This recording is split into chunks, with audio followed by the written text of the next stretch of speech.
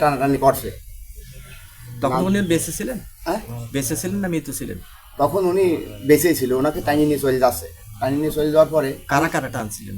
টান ছিল ওখানে আকাল, তারপরে হিলাল, তারপরে মশানের ছেলে বাবু, আকাশ, মনোহার, সবুজ, সুমন, বিপ্লব, কামিল।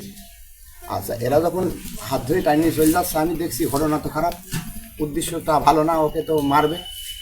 তখন ওখান থেকে আমি চেঁচামেচি। রূপ সাহেব পাশ করলো। রূপ সাহেব পাশ করার পরে তাদের একটা অহংকার এবং তাদের একটা পুরো ভাব এসে গেল। তখন তারা আমার এখানে ভিন্না নামে একটা ছেলে তাকে মারলো, আর নান্নুকে এমনভাবে একটা করলো, তাকে দুনিয়ার থেকে বিদায় করে দিল। তারা মারল। এই মাইল হচ্ছে এখানে আমাদের যে এন্টি গ্রুপ এরা এর ভিতরে সবাই জড়িত, সবাই জানে।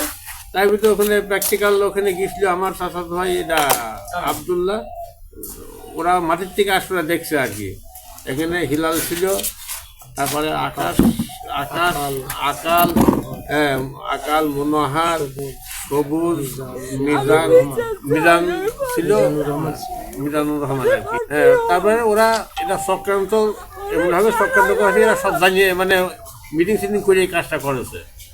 এরা সবাই ভিতরে জড়িত, তার ভিতরে ওখানে প্র্যাকটিক্যালি এই লোকগুলো ছিল আর কি। তার মানে এটা পরিকল্পিত হত্যা? এরা পরিকল্পিত হত্যা আর কি। হত্যার কোনো ইন্ধন দাতা ছিল কিনা? এখন এটা আমরা মিজান ছিল কি না ছিল এটা আমরা তো ওই সময় জানতাম না। এটা নান্নুর লাশ পাওয়ার আগেই মিজান অ্যারেস্ট হয়।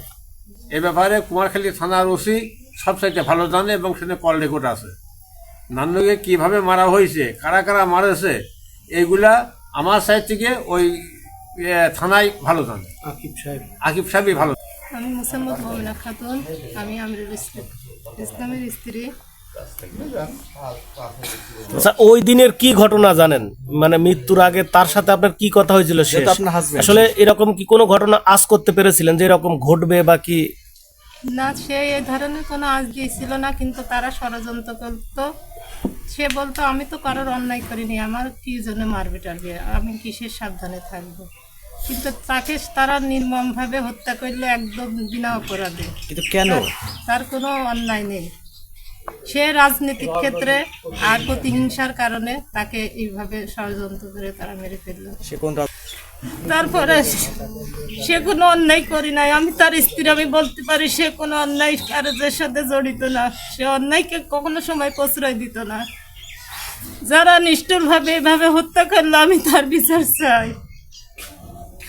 আমার ছেলে মেয়ে দুটো ছোট, না পারলো আমার ছেলে মেয়ের দুটোর দিকেও তারা তাকালো না। তারা প্রতিবেশী হয়ে কিভাবে এভাবে অন্যায় করলো। আমি সরকারের কাছে বলি আমার জন্য তার বিচার করে দেয়, আমি তার ফাঁসি চাই। প্রচণ্ড মারধর, তাকে প্রচণ্ড এখানে যারা আছে আসামি এরাই প্রচণ্ড মারধর করে এবং মানে বাঁচার কোনো সম্ভাবনাই ছিল না। তার চিকিৎসার টাকার বলে চিকিৎসার জন্য নান্নু বেঁচে আসে, যাই হোক ক্ষমতার বলে তারা পার হয়ে যায়।